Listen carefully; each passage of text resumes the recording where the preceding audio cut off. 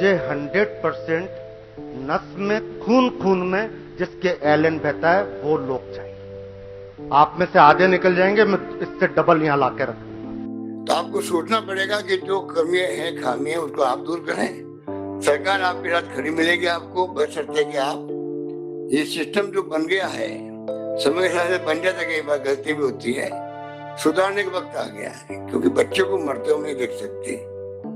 हर साल लाखों बच्चे अपने सपने पूरे करने के लिए अपने घर से दूर, अपनी माँ बाप से दूर, अपने दोस्तों से दूर, सबसे दूर एक ही जगह पर जाते हैं, जिनको कॉम्पिटिटिव एग्जाम्स का हब माना जाता है। जी हाँ, राजस्थान का कोटा शहर। कोटा में देश भर से ये बच्चे जीई, नीट और आईआईटी एग्जाम्स के प्रिपरेशंस के लिए जाते हैं। वहाँ बड़े बड़े टॉप क्वालिटी के टीचर्स हैं, जो बड़े बड़े कोचिंग सेंटर्स में पढ़ाते हैं, और सबका यही मानना है कि कोटा से हर साल डॉक्टर्स और इंजीनियर्स प्रोड्यूस होते हैं।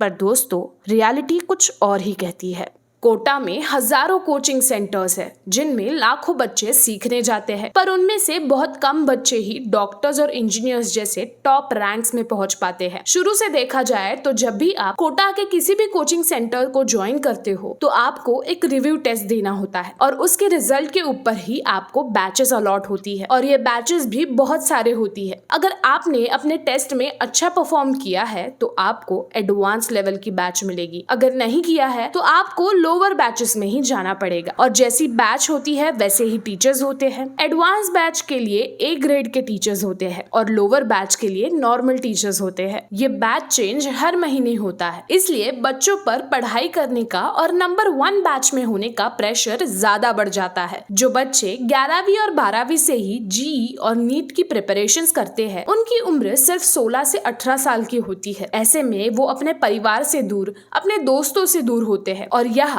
कंटिन्यूअस प्रेशर और कंपटीशन फेस करते हैं। कोटा में जो भी एस्पिरेंट्स आते हैं, उनका डेली रूटीन 6 से 7 घंटे का क्लास करने से शुरू होता है। उसके बाद मेस में जो खाना पका हो वो खा के फिर से ये बच्चे शाम को अपने सेल्फ स्टडी करने में लग जाते हैं। बिल्कुल ऐसा ही सेम रूटीन वो लोग 2 साल तक फॉलो करते हैं। उनको अपने माँ बाप ने बड़े पैसे खर्च करके अच्छे कोचिंग में लगाया रहता है, और जब ये डेली रूटीन, ये कंपटीशन और एक्सेसिव प्रेशर नहीं सहन होता है तो उनको सिर्फ एक ही ऑप्शन दिखाई देता है, और वो है सुसाइड। कोटा का नाम जैसे एजुकेशन के मामले में अव्वल नंबर पे आता था, अभी सुसाइड के मामले में भी कुछ वैसा ही हाल है। पिछले 4 साल की बात करें तो कोटा में करीब 52 सुसाइड हुए हैं, और हाल ही में 4 घंटे में 2 बच्चों ने सुसाइड किया है। उनमें से एक था आविष्कार संभाजी कासले, जो सिर्फ 18 साल का लड़का था, जो लातूर महाराष्ट्र से अपने मेडिकल एग्जाम की प्रिपरेशन करने गया था, और दूसरा बच्चा था आदर्श राज, जो बिहार से था। वो भी 18 साल का बच्चा था, जो अपने कजिन्स के साथ कोटा में पढ़ाई कर रहा था। उसने भी सुसाइड कर लिया। इतना ही नहीं दोस्तों, पिछले साल यानी कि 2022 को कुल 15 बच्चों ने सुसाइड किया है, और अभी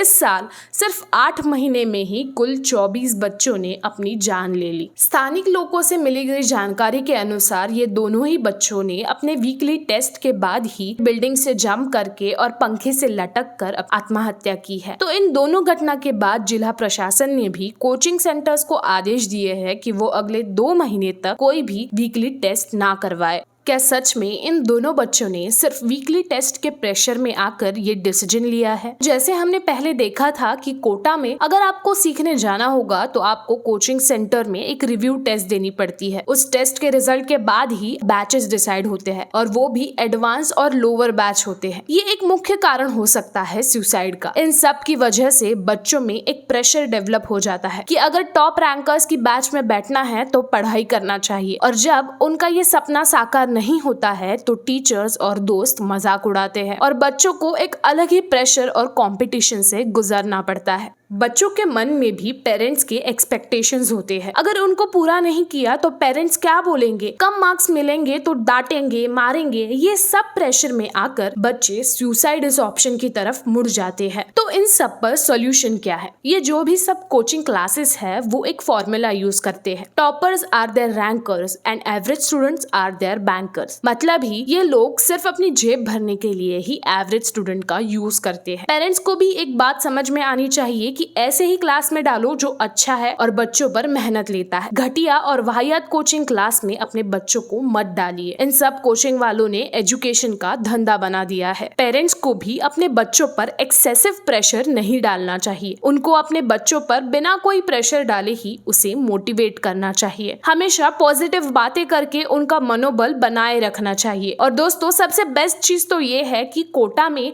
स्टडीज के दौरान पूरे 2 साल तक बच्चों को अपने पेरेंट्स के साथ ही रहना चाहिए। इससे बच्चों को इमोशनल सपोर्ट भी मिलेगा और पढ़ाई में भी ध्यान लगा रहेगा। और अब आते हैं सबसे इम्पोर्टेंट बात पर, पेशेंस। आजकल के बच्चों में पेशेंस बहुत ही कम होते जा रहा है। उनको लड़कर जीतने से अच्छा सुसाइड करके हारना बहुत ही इजी लगता है। खुद की पेशेंस लेवल को कैसे बढ़ाया जाए, इस पर भी बच्चों को ध्यान देना चाहिए। किसी भी कोर्स या एग्जाम से बढ़कर सबसे इम्पोर्टेंट उनकी जिंदगी है, ये पेरेंट्स को उन्हें महसूस कराना चाहिए। और एग्जाम या लाइफ में भी आगे कितने भी सिचुएशंस आए, उसको कैसे टैकल करना है, ये बात भी पेरेंट्स ने बच्चों को बतानी चाहिए। बच्चों को अपने मन पसंद का करियर ऑप्शन चूज करने देना चाहिए, ना कि खुद के पसंद का करियर चूज करके बच्चों को प्रेशराइज करना चाहिए। इससे बच्चे आगे पढ़ाई में ध्यान ही नहीं दे पाते हैं और आगे प्रेशराइज होके उनके पास सिर्फ एक ही ऑप्शन बचता है। वीडियो आपको कैसा लगा हमें कमेंट सेक्शन में जरूर बताइए और वीडियो को लाइक और शेयर कीजिए और इमेजिनेशन फैक्ट्री चैनल को सब्सक्राइब कीजिए। फिर मिलेंगे ऐसी ही नई इन्फॉर्मेशन के साथ। तब तक के अपडेट्स पाने के लिए बेल आइकन को क्लिक कीजिए।